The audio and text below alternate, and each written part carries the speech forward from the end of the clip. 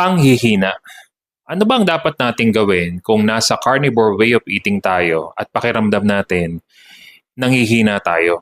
Isa sa mga paulit-ulit na katanungan na madalas ay na-experience nila sa kanilang way of eating.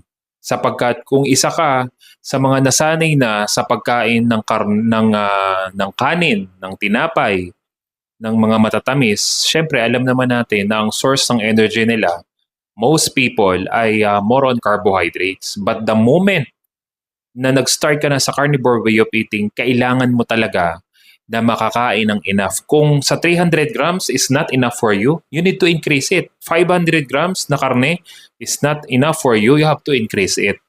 Kaya kung ikaw ay matagal na sa carnivore way of eating at medyo parang nangihina ka, kailangan mo lang mag-add. Mag-add ka ng other na karne para hindi ka makaranas ng tinatawag na meat aversion, yung pagkaumay mo sa pagkain ng karne.